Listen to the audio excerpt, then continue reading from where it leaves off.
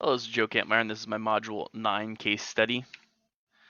Section 1 summarizes the case. A troubled youth, James, who Assistant Principal Inman had developed a relationship with, coerced another student, David, into holding a legal weapon by threat of force.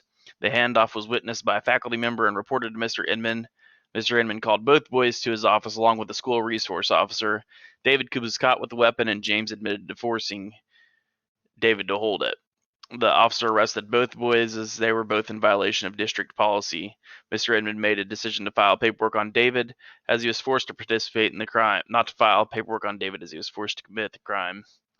The director of secondary education told Mr. Edmond if he didn't file the paperwork, he would receive a reprimand in turn. Legal or ethical issues. David held an illegal weapon for James is a illegal and ethical issue. James had an illegal weapon at school in the first place, and James used the threat of force to coerce David into holding the weapon. Ethical issues. Mr. Inman knows that sending David to the district's disciplinary alternative education program may ruin a very bright boy's future, and David is innocent as he was forced to do a crime and is still expected to have the same punishment as James, who willingly committed the crime. Section 3 synthesizes what has happened in a sentence. An innocent student faces the same punishment as a guilty student due to being forced into a crime by the guilty student. Section 4 synthesizes the facts. James brought an illegal weapon to school and admitted to forcing David to hold it. David has never been in trouble and was a model student. James and David are both destined to go to the DAEP program due to Mr. Inman's lack of foresight to exclude the school resource officer from the meeting. Options and consequences. Doing nothing would force both students to go through the DAEP program and could possibly have lasting effects on David's career.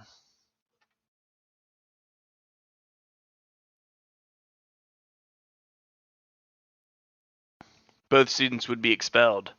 Charging only James would get David out of trouble he shouldn't be in. This could also result in a reprimand for Mr. Edmond, potentially saving David's future. Charging neither student would show that there is a flaw in the district's zero tolerance policy. It would result in major repercussions for the vice principal and would likely lead to an uproar by stakeholders. Evaluate the options. We could do nothing and allow both students to be charged, which would be the easiest option. It will have no effect, the least effect on Mr. Inman's career, and it will have a major effect on David. Charging neither boy will lead to the most potential backlash from the stakeholders and have devastating effects to Mr. Inman's career, as he has no ethical stance not to charge James. This choice will likely not affect either student very much. Charging only James is the most ethically sound choice. David will get off with no trouble. Mr. Inman will face backlash from his superiors, but probably nothing his career can't really handle, just a reprimand. The best option is to charge only James. Mr. Inman's career will take a small hit, but he may be able to offer a good enough rebuttal to his superiors that the incident will not result in paperwork. Not charging David is clearly the most ethically sound choice, as ruining a promising young man's life so early in his career could have devastating effects. I would first make my decision known to pertinent school officials. I would schedule a meeting and give my decision and reasoning both face-to-face and in writing. I would schedule a meeting with David and his parents to explain the situation to him.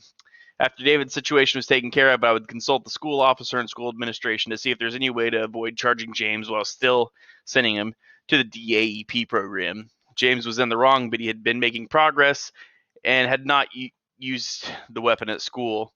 James is also a victim of circumstance due to where he lives and how he's growing up. This case study has brought to my attention a realistic scenario where your personal morals or ethics can conflict with district policy or law. I feel that working through this case has helped me become a better equipped leader in my own building.